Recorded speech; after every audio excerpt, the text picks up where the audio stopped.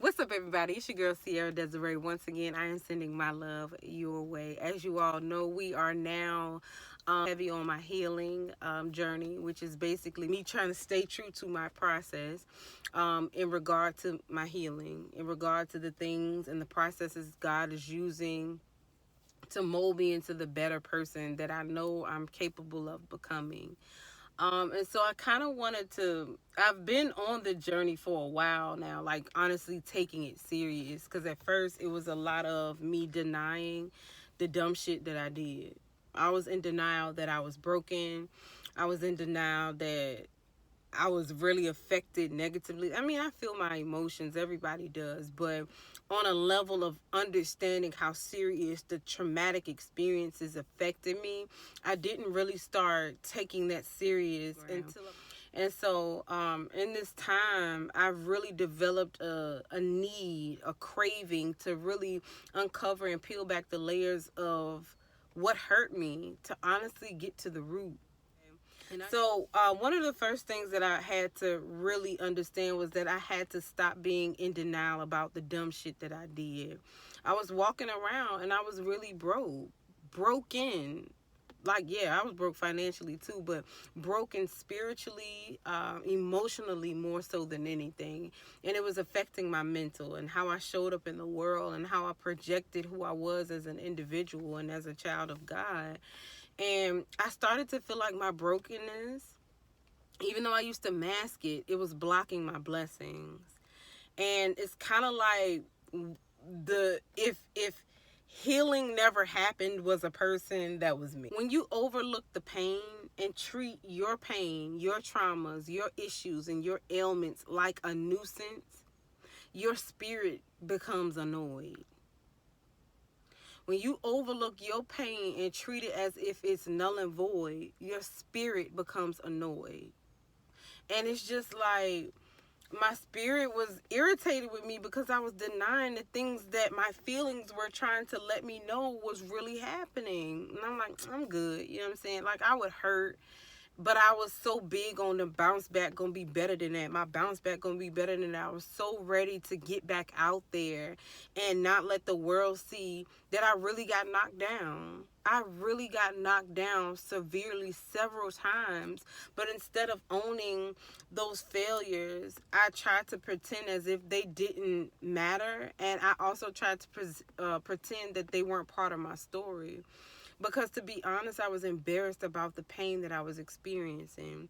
And I was embarrassed because a lot of times the pain that you go through, some of those things can be self-inflicted based off of dumb decisions, poor choices, putting yourself in the wrong relationship. But if you know better, you do better. And I guess, honestly, to offer compassion to myself, I didn't know as much as I know now.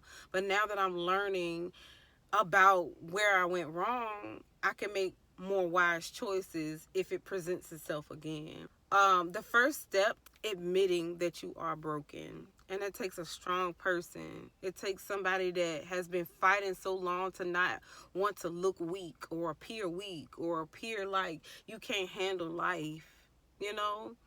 And I'm not saying be no wuss about life.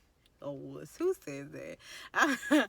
I'm not saying be a punk about life, you know, but when it hit you and it hurt, express that hurt, but just don't sit in it.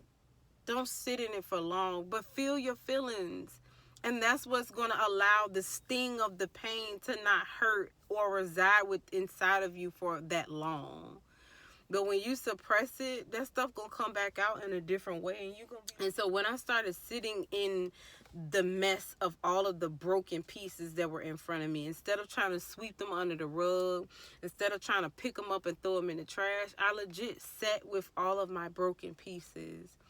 And sitting with them, it does trigger pain. It triggers feelings of unworthiness. It triggers feeling of like, how could you do that to yourself? Like, where was your self-love? Like, you really start to question who you are and if you even are for you, if you allowed yourself to be in these situations and put yourself in those predicaments, right? And when I really offered compassion to my pain, and I sat in the sting of it all, I realized that that was honestly going to be the gateway to my peace. It's a hard front to have to continue to put up when you know you're not happy, when you know you're not whole, when you know you need people to make you feel good about yourself. And then when those people aren't around to help you feel good about you, you feel like shit.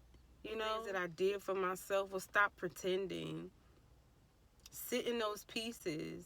It's okay to be wounded.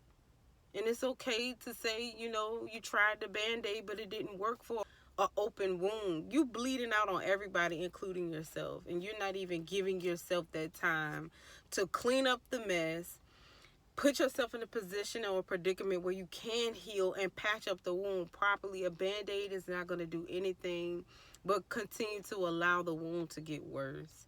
And my Band-Aid was my suppression.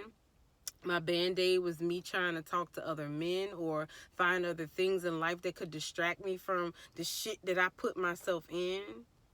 But once I decided that I wasn't going to do that anymore, healing started happening. I started to be okay with me. So I hope this has benefited someone. I thank you for taking the time to watch this video this far. And I look forward to seeing you or chatting with you guys again about the Heavy on My Healing segment. If y'all have any questions, feel free to reach out to me. Until we meet again, make sure you do everything in your power to be you, do you, but most importantly, stay true. Always and forever. I love you. Mwah. Bye.